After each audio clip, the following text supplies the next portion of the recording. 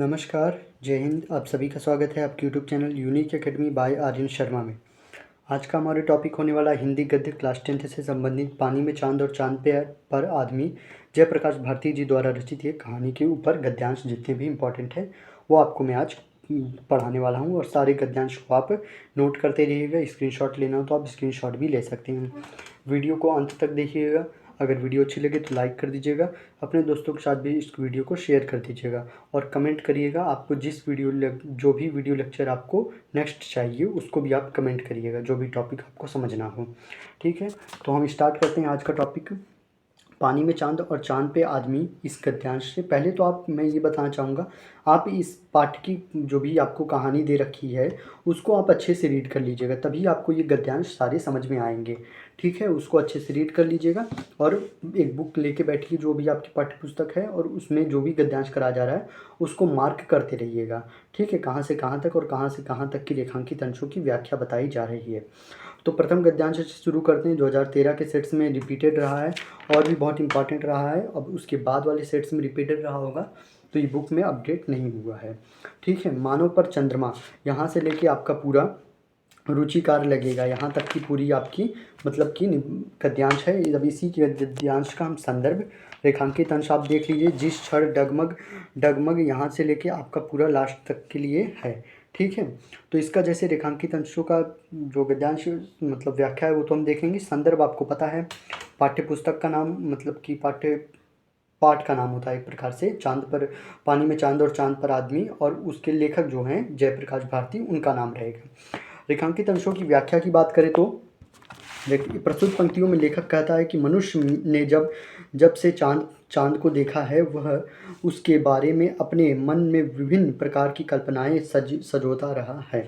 यह बात केवल वर्तमान समय की ही नहीं, यह तो हजारों लाखों वर्षों पुरानी बात है। वैसे यह इतनी प्राचीन है जितना कि स्वयं मानव बनना। ठीक है, प्राचीन काल से अब तक पृथ्वी पर रहने वाली अनेक मानव जातियां चंद्रमा को लेकर विभिन्न प्रकार के अंधविश्वास पालती रही हैं, किंतु जब संयुक्त राज्य अमेरिका द्वारा निर्मित चंद्रयान की सफलतापूर्वक चंद्रमा की सतह पर उतर जाने से मनुष्य ने पहली बार डगमगाते कदम चंद्रमा की सतह पर रखें तो अमेरिका के इन अंतरिक्ष यात्रियों के चरण प्रहार से चंद्रतल पर सैकड़ों अंधविश्वास और निराधार कल्पनाओं का ढांचा चरमरा कर टूट गया। इस प्रकार से इस रेखांकित अंशों की व्याख्या है। यहाँ से यहाँ तक की रेखांकित अंशों की ये पूरी व्याख्या है।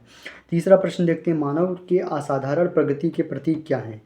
मानव के असाधारण प्रगति के प्रतीक हैं चंद्र तल पर मानव के पांव के निशान और वैज्ञानिक एवं तकनीकी क्षेत्र की उड़ान। इस प्रकार से ये पूरा रेखांकित अंशों की व्याख्या है। इस चैप्टर से उतने प्रश्न तो नहीं आते गद्यांश से, पर इसके लेखक का जीवन परिचय वो बहुत इंपॉर्टेंट है। पुरानी वाली वीडियो ज़रूर देख लीजिएगा। ये हमारे हिंदी गद्य का लास्ट चैप्टर होने वाला है। इसके पहले जितने भी चैप्टर हैं, चाहे वो हिंदी गद्य हो या हिंदी गद्य के जीवन परिचय से जितने भी लेखकों का, वो सारी मैंने आपको वीडियो प्लेलिस्ट में बना के रखी हैं। प्लेलिस्ट आप विजिट करिए और उसमें आप देख सकते हैं, सारी वीडियो प्लेलिस्ट में मौजूद है। ठीक है, पुरानी जितनी भी वीडियोस हैं आप देख सकते हैं वहाँ से। तो इस प्रकार से ये रेखांकित अंशों की व्याख्या ही समाप्त होती है। दूसरा गद्यांश देखिए, अपने पाठ्य पुस्तक में इसको मार्क कर लीजिएगा। हमारे देश में ही नहीं, यहाँ से लेके आपका पूरा लास्ट तक है, मानव पहुँच गया है, यहाँ तक की आपकी पूरी ये गद्यांश है। रेखांकित अंश इसमें हमारे देश में ही नहीं, यहाँ से लेके उसके लिए हट करते हैं, यहाँ तक कि आपकी पूरी रेखांकित अंशों की व्याख्या होगी। संदर्भ आपका सब सेम रहेगा। पानी में चांद और चांद पर आदमी जयप्रकाश भारती द्वारा रचित ये निबंध है, कहानी है एक प्रकार से।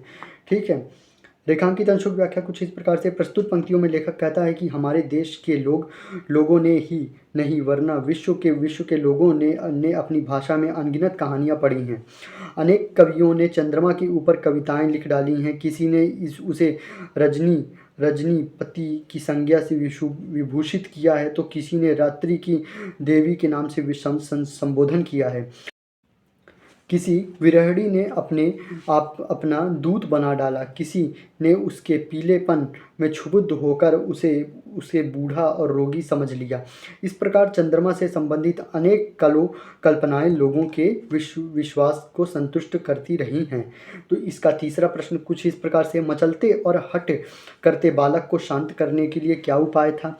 मचलते और हट करते बालक को शांत करने के लिए यह उपाय था चंद्रमा की छवि को पानी में दिखा देना। इस प्रकार से ये पूरा गद्यांश आपका समाप्त होता है और रेखांकित अंशों की व्याख्या समाप्त होती है। आप स्क्रीनशॉट लेना चाहें तो आप ले सकते हैं। ठीक है, आप नोट करना चाहें तो बाद में आप स्क्रीनशॉट ले लीजिए, आप नोट कर सकते हैं।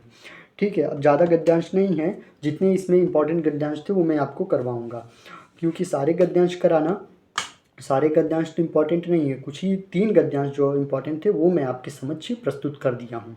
ये आखिरी है तीसरा। ठीक है, मानव सदा से यहाँ से लेके आपका पूरा लास्ट तक मानव उतर गया, यहाँ तक की आपकी पूरी गद्यांश है। इसमें महत्वपूर्ण प्रश्न ये है, संदर्भ है, फिर गद्यांश की रेखांकित अंशों की व्याख्या है। तीसरे क्वेश्चन जो आएगा वहाँ से बहुत इंपॉर्टेंट होने वाला है। तीसरे में 2 क्वेश्चन रहेगा आपका, 2 नहीं 3 क्वेश्चन मिलेंगे। मनुष्य को सत्य के निकट पहुँचने में कौन शक्ति काम करती है, और दूसरा अंतरिक्ष युग का आरंभ कब हुआ, प्रथम अंतरिक्ष यात्री बनने का श्रेय किस व्यक्ति को प्राप्त हुआ। और तीसरा प्रश्न कुछ इस प्रकार से इसमें दे रखा है, मनुष्य जहाँ नहीं पहुँच सकता वहाँ पहुँचने के लिए उसने क्या किया। इस प्रकार से ये दे रखा है। संदर्भ में तो आपका वही रहेगा, प्रस्तुत पाठ का नाम रहेगा पानी में चांद और चांद पे आदमी, और जयप्रकाश भारती इसके लेखक हैं, उनका नाम रहेगा।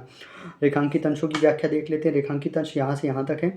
मानव मन सदा से लेके आपका प्रेरणा शक्ति का काम करती है रही, यहाँ तक कि आपकी पूरी रेखांकित अंशों की व्याख्या करनी है। लेखक कहता है कि मनुष्य की स्वाभाविक प्रवृत्ति है कि वह नई चीज़ों और नए विषयों को जानने के लिए उत्सुक रहता है। अनजाने रहस्यों को सुलझाने और उन्हें समझने की प्रवृत्ति उसमें सदैव से ही रही है।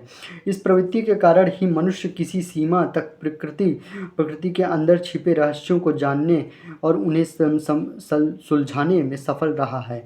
जहाँ तक उसकी शक्ति और सामर्थ्य रहती है, वहाँ तक वह अनजान समस्याओं पर पड़े पर्दों को हटाने का रहस्य बराबर करता है, और जो बात उसकी सामर्थ्य के से बाहर है वह कल्पना का सहारा लेकर उसे उस अज्ञान को जानने का प्रयास करता है। इस प्रकार ये रेखांकित अंशों की व्याख्या है। तीसरे का पहला आंसर इस प्रकार से, तीसरे क्वेश्चन का पहला आंसर। ठीक, मनुष्य को सत्य के निकट पहुँचने में उसकी अंगड़ और अविश्वसनीय कथाएं प्रेरणा शक्ति का कारण काम करती हैं। दूसरा प्रश्न का उत्तर ये इस प्रकार से है। ठीक है, दूसरे प्रश्न का उत्तर, अंतरिक्ष युग का प्रारंभ 4 अक्टूबर 1956 को हुआ था, जब रूस ने अपना पहला स्पुतनिक छोड़ा। प्रथम अंतरिक्ष यात्री बनने का श्रेय यूरी गार्गिन को है। ठीक है, तीसरा प्रश्न आपकी स्क्रीन पे दिख रहा है। मनुष्य जहाँ नहीं पहुँच सकता, ये वाला प्रश्न है। मनुष्य जहाँ नहीं पहुँच सकता वह कल्पना के पंखों को उड़ाकर पहुँचा। उनकी अंगड़न और विश्वसनीय कथाएं उसे सत्य के निकट पहुँचने की प्रेरणा शक्ति का कार्य करती हैं। इस प्रकार से आपका ये पाठ भी समाप्त होता है, पानी में चांद और चांद पे आदमी। ठीक है, इस प्रकार से ये पूरा चैप्टर समाप्त होता है। ये पूरे गद्यांश, आपके 3 गद्यांश इस चैप्टर से बहुत ही इंपॉर्टेंट होने वाले हैं। इसके पहले लेखक का जीवन परिचय नहीं देखा तो आप ज़रूर विजिट करिए, देखिए। और इसके पहले जितने भी चैप्टर करवाए गए हैं वो आप ज़रूर से ज़रूर आप प्लेलिस्ट में जाइए। मित्रता हो, ममता हो, क्या लिखूं, चाहे आपकी भारतीय संस्कृति हो, चाहे ईर्ष्या तू न गई मेरे मन से, या अजंता हो, सारे चैप्टरों को आप डिटेल में समझिए। ज़्यादा वीडियो लंबे नहीं बने हैं, वीडियो को मैंने शॉर्ट में ही बनाने का प्रयास किया है, और कम से कम समय में आपको बेहतरीन चीज़ें, इम्पॉर्टेंट चीज़ें आपको बताने का प्रयास किया है। ठीक है, तो वीडियोस ज़्यादा लंबे नहीं हैं, आप ज़रूर विजिट करिए और हर चीज़ को बहुत डिटेल से समझिए। और लेखक का जीवन परिचय हो, चाहे गद्यांश हो, उसको हर चीज़ को समझते हुए आगे बढ़िए। ठीक है, तो ये हमारा लास्ट टॉपिक था हिंदी गद्य से संबंधित। ठीक है, अब हम चलेंगे काव्य की ओर। पहले हम संस्कृत खंड पूरा कर लेंगे, फिर हम काव्य की ओर बढ़ेंगे। ठीक, और उसके पहले मैंने आपको खंड काव्य के सारे वीडियो लेक्चर्स करवा दिए हैं। जिस ज़िले से आप संबंधित हैं उसके खंड काव्य को आप ज़रूर देख लीजिए, और चैनल पे नए हैं तो सब्सक्राइब कर लीजिए। वीडियो अच्छी लगी तो लाइक कर दीजिए, अपने दोस्तों के साथ भी ज़रूर वीडियो को शेयर कर दीजिए। और जो भी आपको स्क्रीनशॉट लेना है आप स्क्रीनशॉट ले सकते हैं वीडियो पॉज करके। तब तक के लिए जय हिंद, नमस्कार, अपना ख्याल रखिए।